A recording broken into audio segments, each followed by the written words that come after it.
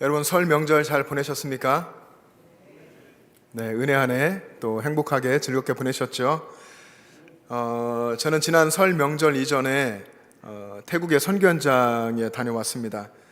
우리 교회가 후원하는 곳이죠. 임재건 선교사님이 선교하시는 현장을 갔다 왔는데 이를 위해서 또 기도해 주신 분들께 먼저 감사드립니다.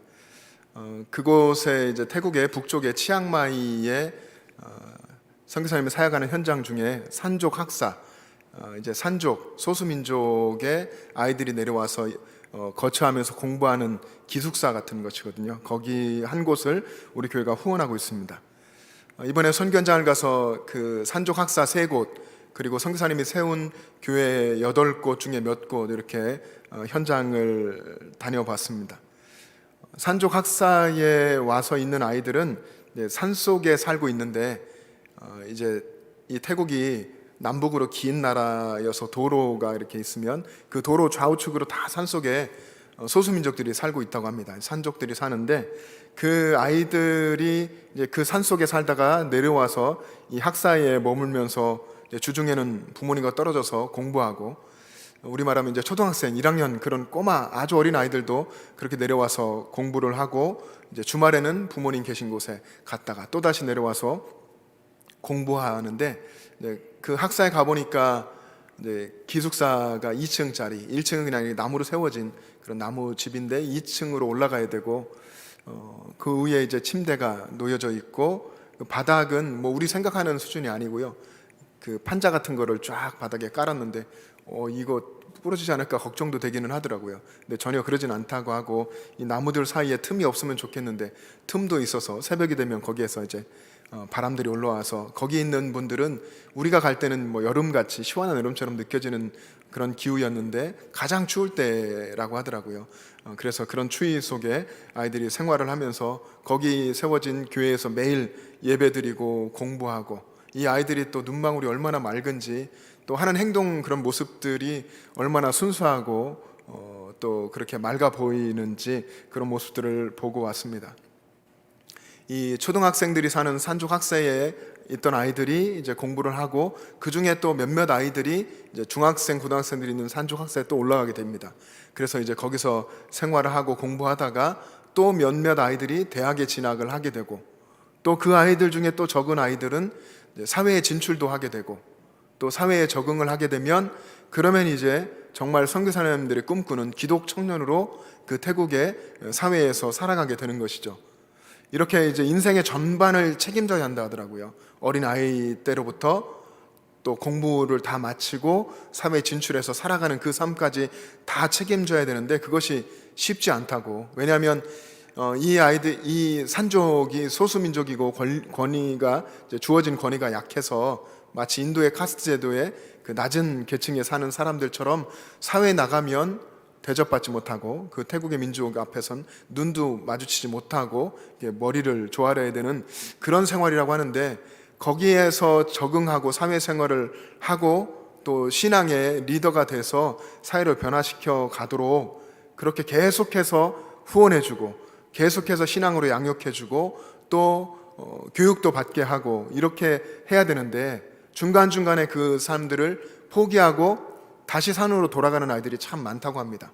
심지어 사회에 진출하고서도 부적응자가 돼서 적응하지 못하고 다시 산으로 돌아가기도 하는데, 그렇게 되면 그동안 이제 교육했던 것들, 양육했던 것들이 거의 다 이제 수포로 돌아간다고, 산으로 돌아가서 다시 살 때는 되게 신앙도 다 끝나는 그런 상황이 되어서 힘들다, 이런 얘기들도 하는데, 그래도 그 땅에 계속 머물면서 선교할 수밖에 없는 것이 그 정말 꼬마 아이들의 그런 꿈꾸는 그 눈망울, 그 아이들의 인생을 향하신 하나님의 계획들을 생각하면 그 거룩한 부담감 때문에 도저히 그 마음을 늘 거기에 둘 수밖에 없다, 이런 이야기를 하셨습니다.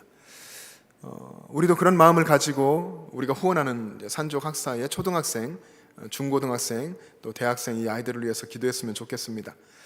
이번에 출발하기 전에 한 성도님이 찾아오셔서 그 성도님에게 손주가 3명이 있는데, 이 손주들을 위해서 또 손주들의 이름으로 각각 100만 원씩 선교에 썼으면 좋겠다 하고 가져오셨어요. 그래서 300만 원을 전하시면서 이 아이들의 이름으로 그곳에 가셔서 선교할 일이 있으면 그렇게 해달라.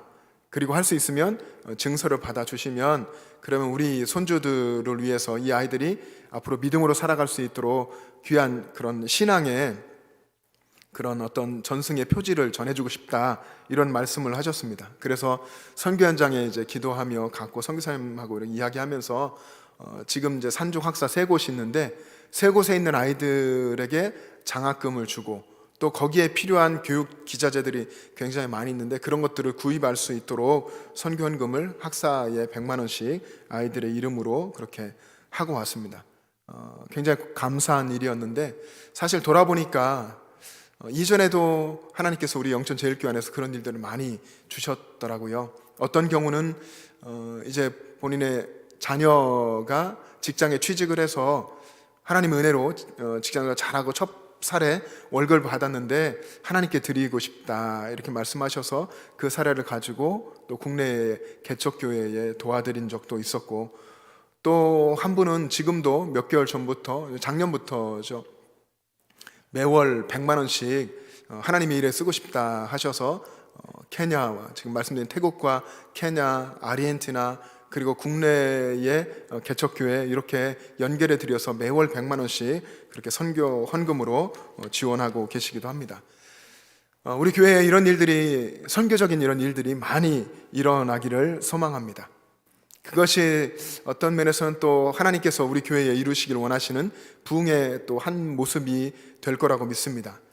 올해 우리 교회의 표어가 예수님과 동행, 부흥의 발걸음이죠.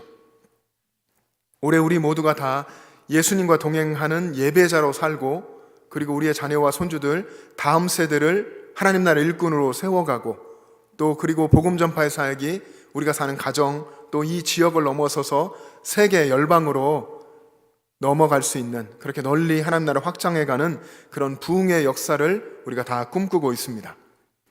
우리가 다 함께 또 꿈꾸기를 정말 원합니다. 근데 이런 모든 하나님의 부흥의 역사의 시작은 예수님과 동행하는 데서부터 시작되는 것입니다. 여러분은 여러분의 삶에서 얼마나 예수님과 가까이 동행하면서 살아가고 있습니까? 어떤 사람이 이제 아끼던 시계를 잃어버렸다고 합니다. 저는 시계를 차지는 않는데 여러분은 어떻습니까? 아끼는 시계가 있거나 혹은 다른 걸 생각하셔도 되는데 아주 아끼던 그 시계를 잃어버렸고, 그래서 그 시계를 찾고자 하루 종일 찾았다고 합니다. 근데 찾지를 못했고 밤이 되었는데 밤에도 그것 때문에 잠이 오지 않더랍니다. 며칠을 그런 이제 우울한 그런 기분으로 살게 됐는데, 그러면서 중요한 영적인 교훈을 하나 깨닫게 됐다고 합니다. 시계 하나를 잃어버리고 그렇게 애통해하고 아까워했는데 나는 내 삶 속에서 예수님을 잊어버리고 살면서 어떤 마음을 가지고 있었는가. 하루에도 정말 그 이상 수차례, 어쩌면 하루에 그 많은 시간들을 예수님을 잃어버리고 사는데 예수님 잃어버린 것에 대해서는 안타까워하지 않는 자신의 모습을 보게 된 것입니다. 내 인생에서 예수님의 가치는 어느 정도인가? 잃어버린 시계 그거 하나만도 못한단 말인가? 이런 생각을 하면서 굉장히 안타까워하고, 그래서 자신의 신앙생활을 돌아보고 새롭게 점검하는 시간이 되었다고 합니다. 근데 사실 여러분 생각을 해보면, 곰곰이 자신의 삶을 생각해 보면 우리도 그럴 때가 종종, 어쩌면 삶의 대부분의 시간들 그렇게 산 것 같습니다. 내 기분 앞에서, 또 내 유익을 붙들려고 하는 그런 생각, 내 자존심 때문에 예수님을 정말 헌신짝 버리듯 버리고 살아왔던 시간들이 얼마나 많았는지, 또 정말 예수님을 찾아야 할 그런 때에 예수님을 찾지 않고 정말로 예수님을 높여드려야 할 그때에 나 자신을 높이는 그런 삶을 우리가 살지는 않았는지 돌아보기를 원합니다. 예수님을 내 삶에 모시지 않을 때에, 그럴 때에 내 삶에, 우리 삶에 불안함이 찾아오게 되고 두려움에 휩싸이게 됩니다. 오늘 본문에 있는 이스라엘 백성들의 삶이 그랬습니다. 바벨론 포로라고 하는 그런 절망적인 상황에 쌓여서 두려움에 빠져 있습니다.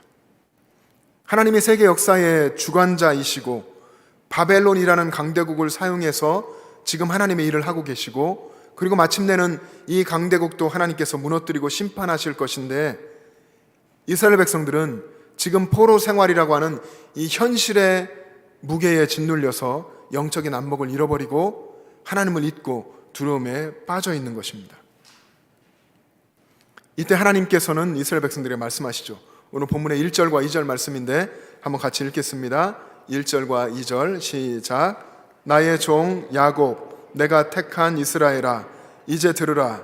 너를 만들고 너를 모태에서부터 지어낸 너를 도와줄 여호와가 이같이 말하노라.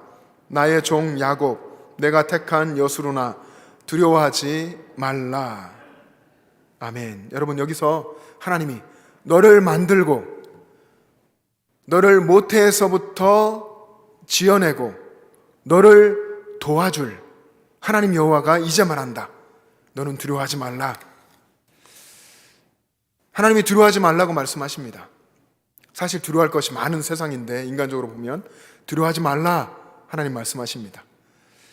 하나님께서 이렇게 말씀하셨다는 것은 그만큼 이스라엘 백성들이 두려움에 빠져 있었다고 하는 것이죠.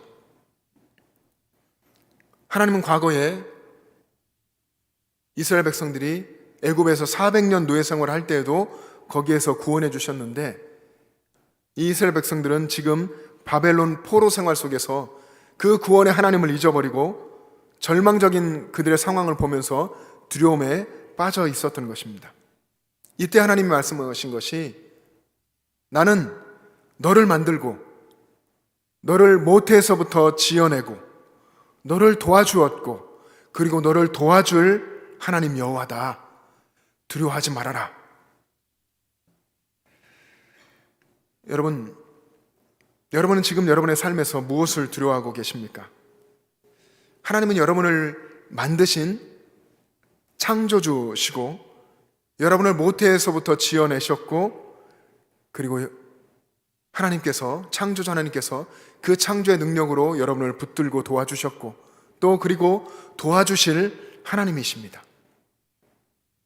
여러분이 그런 믿음을 가지고 여러분 삶에서 하나님의 이름으로 모든 두려움들을 물리치고 믿음으로 살아갈 수 있게 되기를 축복합니다. 사실 여러분이 여러분 자신을 들여다보고, 여러분 주변에 지금 성도님들이 계시잖아요. 아까 인사 나눈 성도님들이 앞뒤 좌우에 계시는데, 그런 성도님들의 삶을, 또 그 내면을 들여다보면 정말 여러 가지 문제들로 탄식하며 기도하고 있습니다. 하나님, 지금 제 삶에 하나님 은혜를 내려주십시오. 하나님, 정말 이 계속된 어려움과 또 고난과 이 두려움을 이겨낼 수 있도록 하나님 능력으로 함께 해주십시오. 하나님, 내 삶에, 내 심령에 하나님을 위한 부흥을 주십시오. 이렇게 갈구하면서 사실 기도하고 있습니다.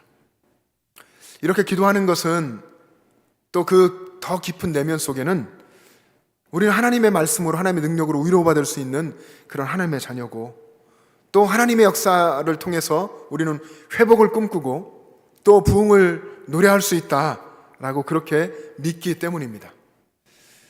그래서 우리는 우리 안에서 하나님 행하실 그 하나님의 역사를 믿고 영적인 부흥을 간절히 사모하며 기도하는 것입니다. 하나님께서 여러분의 삶에 반드시 부흥으로 역사하실 것입니다. 하나님이 오늘 본문에 있는 이스라엘 백성들, 또 시대를 흘러와서 지금 여기에 있는 우리들, 이 하나님의 백성들을 향한 하나님의 사랑은 한결같습니다. 변하지 않습니다. 여러분이 어쩌면 지금 여러분의 마음에 감정적으로 하나님의 사랑이 한결같다고 하는 것이 동의가 되지 않더라도 여러분의 입술을 벌려서 또 의지적으로 믿음으로 하나님의 사랑을 고백할 수 있기를 바랍니다.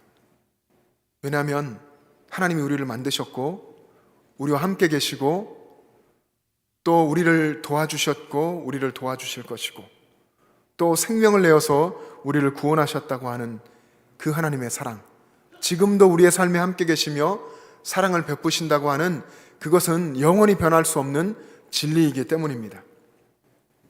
우리를 하나님의 백성 삼아 주신 것에 우리 하나님께 감사합시다. 그리고 하나님 밖에는 더 귀한 것이 내 삶에 없다고 하는 그런 고백으로 하나님 한 분만을 사랑하고 섬기는 사람이 되기를 우리가 간절히 소망할 수 있기를 원합니다. 오늘 본문에서 하나님께서는 하나님을 버리고 우상을 섬기면서 하나님을 잊고 살던 이스라엘 그 백성들에게 약속을 주셨습니다. 내가 너희 영혼을 소생시키고 다시 살아나게 하고 내 영을 너희와 너희 자손과 너희 후손에게 부어주겠다. 그래서 그들이 다시 살아나고 시냇가에서 자라나는 버들같이 생명력 있게 살아갈 것이다. 이런 약속을 하나님이 주십니다. 오늘 본문의 3절과 4절 말씀을 같이 읽겠습니다. 시작. 나는 목마른 자에게 물을 주며 마른 땅에 시내가 흐르게 하며 나의 영을 내 자손에게 나의 복을 내 후손에게 부어주리니 그들이 풀 가운데에서 솟아나기를 시냇가에 버들같이 할 것이라. 아멘. 여러분, 우리는 이 모든 하나님의 약속을 이미 받은 사람들입니다. 이스라엘 백성처럼 우리도 이 하나님의 기록된 약속의 모든 말씀을 받은 사람들입니다. 하나님이 약속하십니다. 나는 목마른 자에게 물을 주며 나는 마른 땅에 시내가 흐르게 하며, 하나님께서 나는 이렇게 말씀하십니다. 여러분, 이것은 하나님이 강조하신 겁니다. 하나님, 나 여호와가 내가 하겠다. 불가능할 것이 없으신 그 전능하신 하나님께서 내가 목마른 자에게 물을 주고 내가 메마른 땅에 시내가 흐르게 하고 내가 내 영을 내 자손에게 내 후손에게 부어주겠다. 그래서 그들이 시냇가에서 솟아나는, 시냇가에서 자라나는 버들같이 그렇게 왕성한 생명력으로 살게 될 것이다. 하나님이 이렇게 약속하시는 것입니다. 여러분, 하나님이 어떤 분이십니까? 아무것도 없던 것에서 천지를 창조하신 분이시고, 또 우리가 겨울을 지나고 있는데 이 얼어붙은 동토를 녹이시는 하나님, 그리고 그 땅에 씨앗이 자라게 하시고 싹이 트게 하고 꽃이 피게 하고 열매를 맺게 하시는 그런 분이 우리 하나님이십니다. 그 전능하신 하나님께서 약속하신 것이죠. 내가 목마른 자에게 물을 주고 메마른 땅에 시내가 흐르게 하겠다. 여러분, 우리는, 하나님의 백성된 우리들은 하나님이 없으시면 아무것도 할 수 없습니다. 우리의 삶에 하나님이 계시지 않으시면 우리는 영적인 갈증만을 느끼게 되고 메마르고 황폐할 뿐입니다. 근데 하나님께서 우리의 삶에 임하시면, 우리가 하나님을 모시고 예수님을 모시고 예수님과 동행하며 살면 오늘 본문의 말씀처럼 생명의 생수가 우리 안에 부어지고 우리의 삶에 하나님 역사하시는 시냇가가 흐르게 되고 시냇가의 버들같이 놀랍도록 자라가는 부흥의 역사를 경험하게 되는 것입니다. 그러나 우리의 삶에 하나님이 계시지 않으시면 우리는 메마르고 황폐하고 마치 나뭇가지에 수액이 없어서 메말라 버리는 것처럼 그런 모습이 될 뿐입니다. 하나님께서 오늘 말씀에서 약속하신 생명 생수의 부으심이 여러분 목마른 자에게 있다라고 말씀하셨습니다. 목마른 자에게 물을 주고 그리고 메마른 땅에 메마른 자에게 시내가 흐르게 하신다. 여러분, 이 생수의, 생명 생수의, 성령의 생명의 생수의 역사하심이 메마른 자에게 있습니다. 여러분, 그렇다면 또 우리들의 본질의 모습이 그런 것인데, 우리가 하나님 앞에서 하나님, 우리는 정말 무력합니다. 하나님이 계시지 않으면 우리는 무력한 존재이고, 하나님이 계시지 않으면 우리는 너무나 연약하고, 하나님이 계시지 않은 우리의 삶은 너무나 공허합니다. 이것을 고백할 수 있게 되기를 바랍니다. 그럴 때 하나님께서 생명 생수의 역사하심으로 우리 삶 가운데 임하시고, 그래서 우리는 하나님을 인해서 하나님의 행하시는 그 부흥의 역사를 경험하게 될 것입니다. 이사야서 35장에 보면 여러분, 사막과 메마른 땅과 그리고 광야에 하나님의 임재하심이 있고 하나님이 역사하시면 그 땅에 기쁨이 임하고 즐거움이 임하고 장미가 피어나고 그리고 갈멜과 샤론의 아름다움을 얻게 된다고 약속하십니다. 그리고 그 뜨거운 사막이 변해서 연못이 될 것이고, 그리고 메마른 땅이 원천이 되고, 승냥이가 눕던 땅 그곳에 풀과 갈대와 부들이 날 것이라고 하나님이 약속하셨습니다. 여러분, 우리 심령에 그런 하나님 역사가 있기를 소망합니다.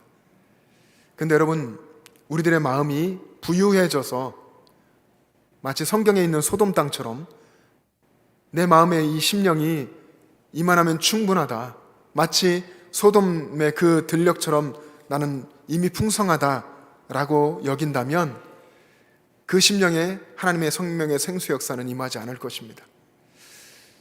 우리가 하나님, 제 심령은 하나님이 계시지 않으면 메마릅니다. 하나님 잊고 살 때에 황폐하고 공허하며 영적인 갈증 가운데 있을 수밖에 없습니다. 그런 갈급함으로 하나님 앞에 나아갈 때에 하나님께서 우리의 심령에 생명의 생수를 부어주시고 생명의 시내가 흐르게 하실 것입니다. 여러분의 심령과 여러분의 가정과 또 우리가 함께 섬기는 이 교회와 이 지역 가운데에 하나님의 이 생명의 생수의 역사가 임하기를 간절히 소망합니다. 하나님께서 우리에게 그렇게 부어주실 때에는 여러분 넘치도록 부어주실 것입니다. 오늘 본문에 우리가 읽은 그 말씀의 의미를 여러분 아시죠? 목마른 자에게 물을 주고 메마른 땅에 그리고 시내가 흐르게 하고 그리고 자손과 후손에게 하나님이 영을 부어주셔서 그들이 그 모두가 다 시냇가에 자라는 버들과 같이 왕성하고 풍성하게 할 것이다. 넘치도록 부어주시는 하나님의 생명의 역사입니다. 하나님은 후하고 아낌없이 부어주실 것입니다. 여러분, 누가복음에 보면 주라 그리하면 너희에게 줄 것이니 곧 후히 되어 누르고 흔들어 넘치도록 하여 너희에게 안겨주리라. 너희 중에 누구든지 지혜가 부족하거든 모든 사람에게 후히 주시고 꾸짖지 아니하시는 하나님께 구하라. 그리하면 주시리라. 여러분, 에베소서의 말씀에도 하나님은 우리가 구하는 것이나 생각하는 것에 더 넘치도록 능히 하시는 분이라고 이야기합니다. 이런 역사가, 하나님이 이렇게 우리 가운데 역사하시는 것이 우리가 정말 꿈꿔야 할 부흥입니다.